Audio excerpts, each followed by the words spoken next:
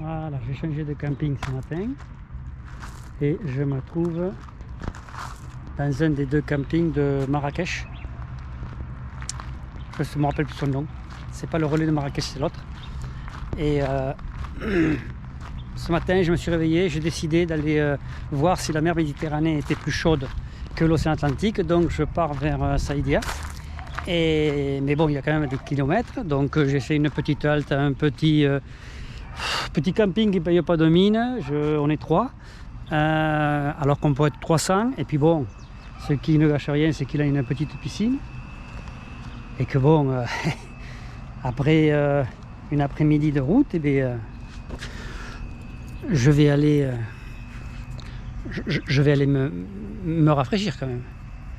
Donc, enfin bon, pour dire, j'ai fait 150 km vers le nord et j'ai eu droit à, de suite, j'ai rien fait, de suite j'ai eu droit à plein de doigts d'honneur, à des regards pas trop gentils, et j'ai fait l'erreur de m'arrêter à Imi Town, Imi Town, un truc comme ça, Taout, et petite stationnerie du tout, où il y avait marqué qu'ils acceptaient les cartes, donc j'y suis allé, et quand j'ai voulu payer, bien sûr, non. Alors, je lui ai dit que sur le panneau il y avait les cartes, rien à faire, et il y avait une bande de jeunes, c'est les pires les jeunes, ils me regardaient comme s'ils voulaient me couper la gorge, alors que j'avais rien fait. Donc l'impression que j'avais dans le nord, je l'ai retrouvée à 150 km d'Agadir. Voilà. Bon, ça va pas me couper l'envie d'aller me rafraîchir quand même. Tout va bien. Sur la route de Khénifra Azrou, je rencontre des camions. Celui-là, il est super bien chargé parce que ça dépasse pas trop, 50-60 cm. C'est bien droit. Le camion penche pas. Bon, maintenant, il faut que ça tienne jusqu'à ce que j'arrive à le doubler, mais ça, c'est pas gagné. Mais là, on voit que je remonte vers le nord parce que, franchement, allez, Gilles, vis dangereusement. Voilà. Ça se voit que je remonte vers le nord parce que c'est vert, il y a des raisins, il y a des pastèques le bord de route. Franchement, profusion comme d'habitude dans tout le Maroc, et profusion de vendeurs de café BDR. Quoi? BDR? Pas BDR, vous savez pas ce que ça veut dire. Bon. Vente à profusion, vendeurs de café au bord des routes, BDR. Et là, des olives, des oranges.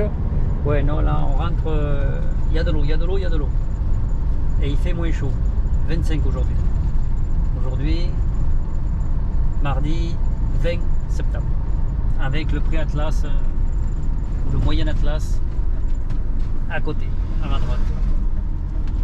Allez, et l'entrée d'une ville, toujours pareil au Maroc. Deux fois deux voies avec les lampadaires LED. Waouh, ils se sont mis à la page. Identique, petit ou grand village, c'est une grande 2 fois 2 voies avec un terre-plein central. Tous les mêmes. Et voilà le village typique avec les carrioles, les commerces. Dans 300 mètres au rond-point, continuez tout droit pour rester sur N8. Et des jeunes partout. Bon, il doit y avoir des écoles sûrement. Ça traverse quand ça veut. Bon voilà, lui il m'a pas visé avec son bâton comme l'autre, comme s'il voulait me tuer. Ouais, ça va. Je suis un terrain ami alors. Des jeunes partout, des jeunes partout. Oui, avec ta moto. Ah, vous avez intérêt à savoir conduire, oui. Dans 600 mètres, tournez légèrement à droite vers N8. Et là, typique, tous les magasins qui se touchent. Tous les magasins qui se touchent, les gens qui discutent sur le bord de la route, à contresens en moto, mais ça c'est, je dirais ça c'est la norme. C'est la norme. À contresens en moto. C'est normal. Même sur les 2 fois 2 voies, j'ai vu des motos complètement à gauche contre le terre-plein central. Donc il ne faut pas être étonné. Voilà. Mais il faut être toujours préparé à freiner stopper ou aller carrément à gauche. Tout à l'heure là, pour éviter un trou sur la route, le mec, heureusement que j'arrivais pas vite. Tournez légèrement à droite vers N8, puis prendre légèrement à droite sur N8. Oui, oui. Le mec, pour éviter le trou de son côté, il est carrément venu en face de mon côté. Heureusement que je roulais doucement. Dans 400 mètres, au rond-point, continuez tout droit. Et là, je me trouve sur la rocade pas très vieille de contournement de la ville qui s'appelle Benimelal, qui a l'air assez grande. Donc le GPS a eu la délicatesse de m'éviter de rentrer là-dedans. Très bien. Toujours, malgré le paysage, même si franchement je ne regrette pas d'être passé par là. Même si là, je suis dans la plaine et que l'Atlas est à ma droite, je ne regrette pas. Voilà la carriole à peine remplie et le pauvre cheval est sur les routes. Tout va bien sur les routes. Tout va très bien. Alors, je suis dans le Transatlas et j'immortalise ces paysages parce que franchement, je suis privilégié quand même. Je suis en train de passer dans des régions. Je ne savais pas que le Transatlas existait. Donc il y a le Transatlas, le Pré-Atlas, le Moyen Atlas et l'Atlas. Et regardez-moi, ça les gendarmes, ils n'ont pas oublié de me mettre en travers. Regardez-moi ces paysages. Magnifique. Magnifique, magnifique, magnifique.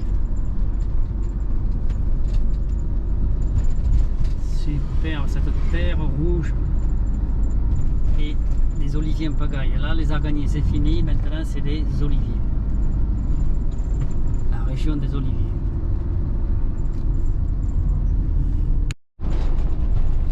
Kenifra là-bas au loin, dans une cuvette entourée de montagnes. On va y aller. Donc là, nous avons la végétation du sud du Portugal, eucalyptus olivier orangé.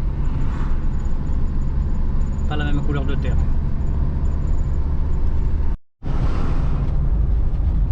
Transport de bétail à la marocaine avec les pattes des moutons et des chèvres qui dépassent. Tout va très bien. Ils sont pas trop entassés. Sur 2 étages, c'est bien. Continue, c'est bien. Ah, un petit bouchon. Je suis pas encore arrivé alors.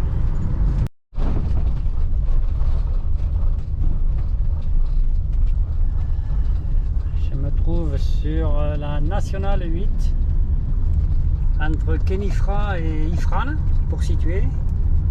Et là, la voiture, tu me laisses passer là. Je sais, on passe pas à deux là, hein, on passe pas à deux, excusez-moi, laisse-moi passer. Merci. Merci, merci. Un petit âne, le petit âne. On t'a attaché les 2 pieds. Oh, le salaud. Le salaud, faut pas que tu t'en ailles. Merci, hein. Allez, un ouvrier qui me demande de l'eau. Je vais lui donner de l'eau. Fraîche. Allez, Gilles. Merde.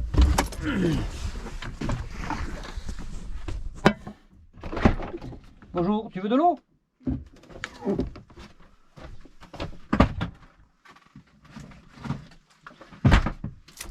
Tiens. Merci. Avec plaisir.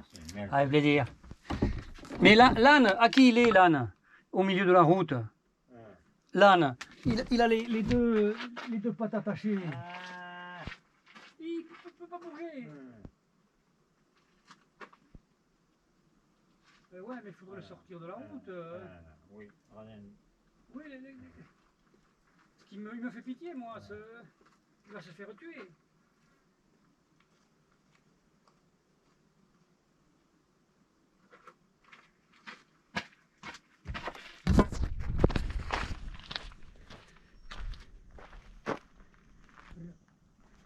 Et oui, il peut pas. Oh là là là là là là là là là là là là là.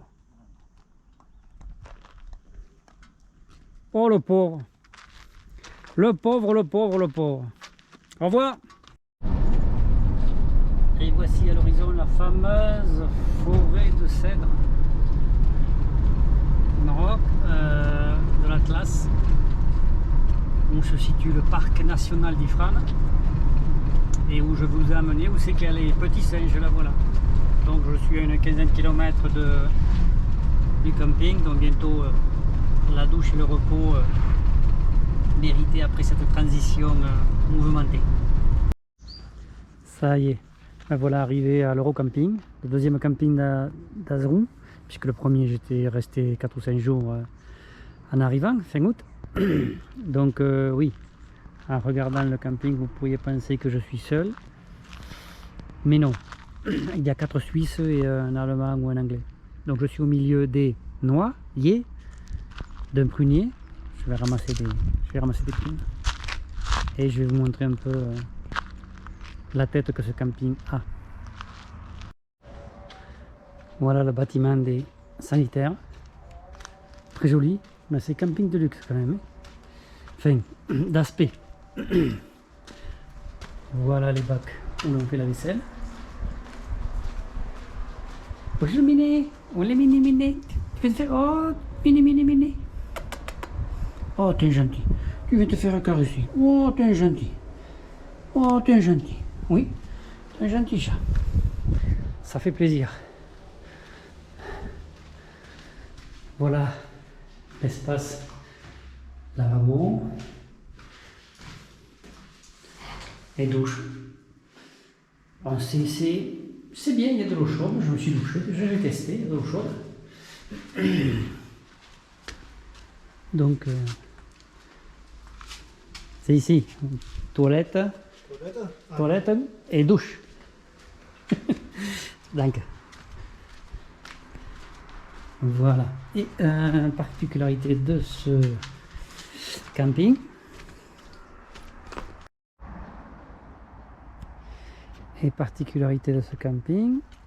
il est équipé, je dirais, d'une yourte marocaine. Je ne sais pas comment ça s'appelle, d'une tente marocaine. Superbe, avec des coussins et tout. C'est vraiment super joli. Je ne sais pas si ça rendra. Bon, ils sont pas très propres, ils sont un peu dégueulasses, mais bon. Comme les tentes dans le désert, on a quand même du luxe quand même. Cuir et tissu. Super joli, super joli. Je ne sais pas si vous entendez au son de la prière de la fin d'après-midi ici.